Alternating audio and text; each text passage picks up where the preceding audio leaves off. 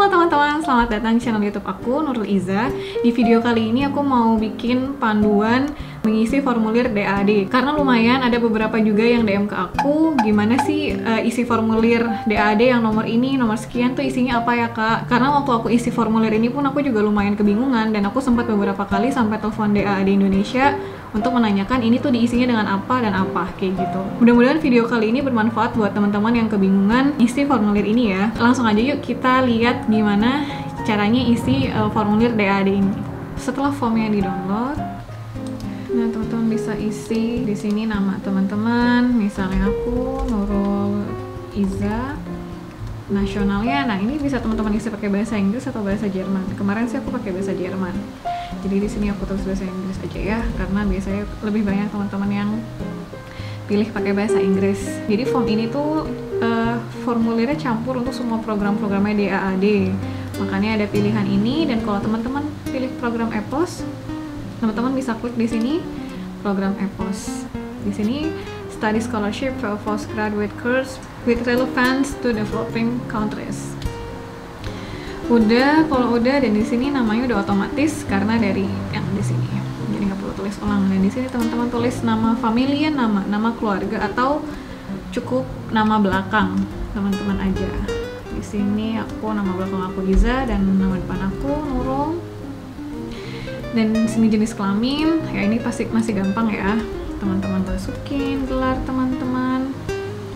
Dan di sini date of birth-nya misalnya 30 Februari 1999, kayak gitu. Nggak ada ya seperti 30 Februari tempat lahir tanggal teman-teman. Misalnya di Bandung, country of birth-nya di Indonesia. Dan di sini status teman-teman, apakah single atau sudah menikah, dan jumlah anak kalau misalnya teman-teman sudah punya anak. Dan di sini country of permanent residence, aku tulis juga Indonesia, kayak gitu. Dan di sini dia teman-teman isi alamat teman-teman saat ini, misalnya Jalan Haji Ten nomor 7, postcode-nya misalnya 12345 di Jakarta Timur. Seperti itu teman-teman isi, dan country-nya adalah Indonesia misalnya. Dan nomor teman-teman dengan kode area, kayak gitu. Teman-teman isi, dan juga alamat email teman-teman, email saya email.com misalnya. Nah di sini teman-teman masukin SMA teman-teman, misalnya aku SMK Negeri 1 Tangerang. Aku sih nggak pakai bahasa Inggris ya, aku tetap pakai nama aslinya aja sekalian. Dari bulan, misalnya dari bulan Juli 2009 sampai bulan Juni 2012. Terus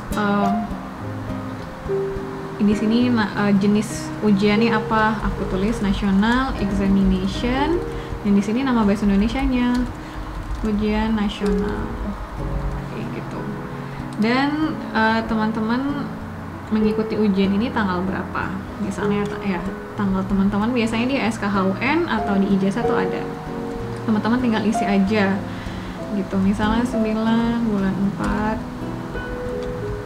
tahun 2012, dan hasilnya ini hasil dari ujian nasional teman-teman gitu. Misalnya hasilnya adalah 38,8 gitu misalnya. Dan di sini Hochschulstudium berarti pendidikan S1 teman-teman. Misalnya dari 2012 sampai 2017, dan aku di Universitas Negeri Jakarta, dan jurusan aku waktu itu adalah Deutsch Lehramt, gitu. Dan kalau misalnya teman-teman pernah ikut double degree, bisa ditulis juga riwayat pendidikan teman-teman S1-nya. Dan yang ini aku kosongin, dan ini juga aku kosongin, jadi aku langsung isi di sini. Jadi ini kayak semacam ijazah apa ya, ujian atau ujian skripsi, sidang teman-teman. Jadi aku isinya bulan Juli, tanggal 2 bulan Juli dan degree teman-teman Bachelor of Education, subjeknya waktu itu ya Deutsch, Lehramt, dan degree-nya di sini hasil aku masukinnya waktu itu sih IPK aku, jadi tinggal teman-teman masukin 3,71 misalnya. Dan yang ini juga aku kosongin. Nah, di sini durasi teman-teman akan menetap di Jerman, kayak gitu. Aku masukin waktu itu karena durasi aku ada kursus bahasa dan juga kuliah, ditambah kuliah berarti 2,5 tahun. Masukinlah seperti ini. 2,5 tahun kan dari bulan April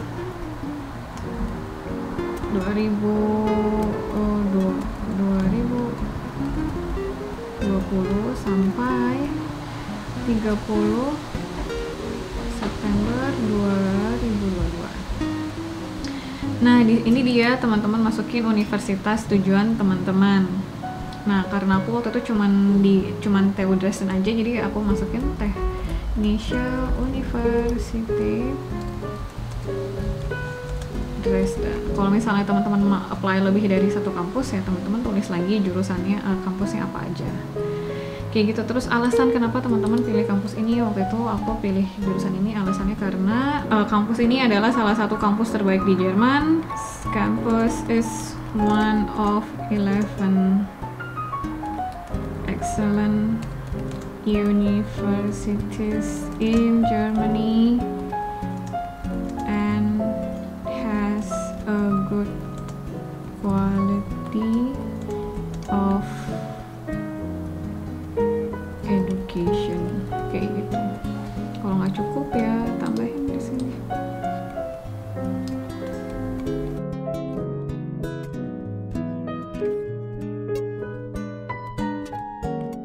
Intinya dari dua lini ini teman-teman bisa isi apa, silakan teman-teman pikirkan sendiri.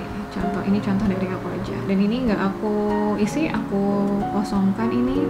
Dan ini jurusan teman-teman yang teman-teman ambil. Kalau aku jurusannya kemarin Vocational Education and Personal Capacity Building. Dan di sini apakah teman-teman akan menyelesaikan pendidikannya? Ya, tentu saja yes. Dan apa namanya? Aku klik di sini Master of Arts. Dan apakah di ya jawabannya teman-teman yes, karena pasti teman-teman akan menyelesaikannya di kampus ini gitu. Dan ini bagian Studienforschung, teman-teman sesuaikan dengan jurusan teman-teman. Karena waktu itu aku tanya di Indonesia, ini tergantung apakah kampus teman-teman meminta adanya outline dari tesis teman-teman nanti. Karena kampus aku nggak minta, jadi aku nggak isi ini. Tapi kalau kampus teman-teman minta, teman-teman isi aja outline atau garis besar dari rencana tesis teman-teman, gitu. Dan ini juga aku kosongin karena aku nggak isi ini, aku kosongin yang ini. Kalaupun misalnya teman-teman harus isi, jadi teman-teman masukin aja. Misalnya profesor teman-teman siapa, terus bidang apa, dan di kampus apa. Dan di sini teman-teman, kalau misalnya teman-teman ada kemampuan bahasa Jerman bisa ditulis kayak gitu. Misalnya dari tahun 2019 di Goethe Institut. Ini misalnya ya, ini contoh aja. Terus di sini sertifikat yang teman-teman punya. Nah, kalau aku kayak misalnya Deutsch, aku klik tes jenis tesnya apa, sertifikatnya apa, aku pakainya TESDAF. Dan aku pilih good aja. Dan di sini English aku pakai waktu itu TOEFL ITP yang aku pilih. Good, udah. Kalau ada tambahan lagi buat teman-teman bisa dicentang. Dan di sini teman-teman bisa sesuaikan dengan pengalaman teman-teman. Apakah teman-teman pernah menerima beasiswa DAD sebelumnya? Kalau belum, klik 9 atau no. Terus apakah teman-teman pernah disponsori sama institusi lain?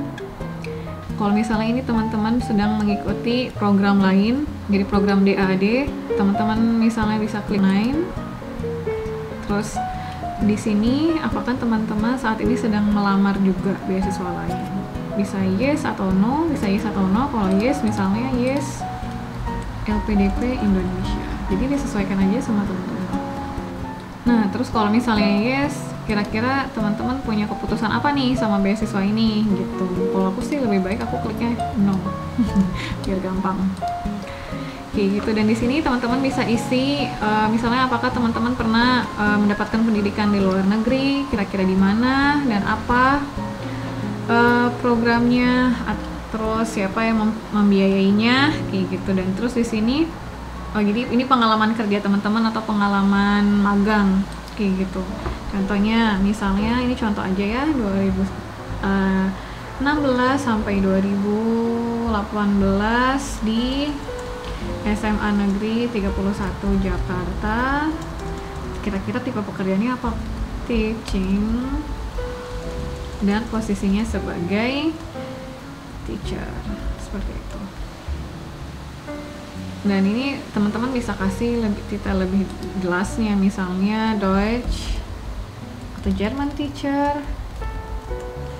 atau misalnya sebagai project management dan sebagainya.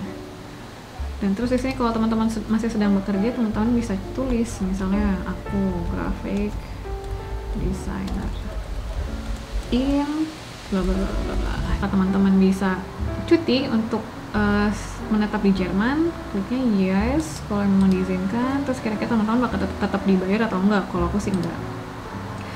Terus teman-teman teman-teman pengen tujuan pekerjaan teman-teman nih apa di masa mendatang? Kalau aku tulisnya lecture kayak gitu. Terus teman-teman minatnya di apa nih, kayak hobi atau ekstrakurikuler? Aku sih waktu itu nyatetnya ya writing, tulis fotograf,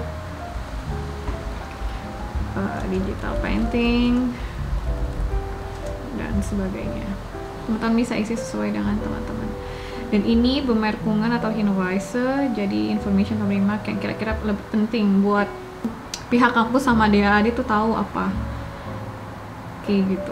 Jadi teman-teman bisa masukin, kalau aku sih aku kosongin aja karena nilai pentingnya aku pikir ada di surat motivasi, jadi cukuplah mereka baca surat motivasi aku aja. Dan di sini teman-teman masukin nomor kontak emergensi teman-teman. Kalau aku di sini aku masukin nomor ibu aku. Dan tempat teman-teman misalnya di Jakarta, tanggalnya sekarang tanggal 7 2021 dan tanda tangan deh. Di sini teman-teman print tanda tangan, atau kalau teman-teman punya tanda tangan digital ya tinggal dimasukin aja, terus kita klik save gitu deh. Jadi itu video singkatnya untuk mengisi formulir DAAD.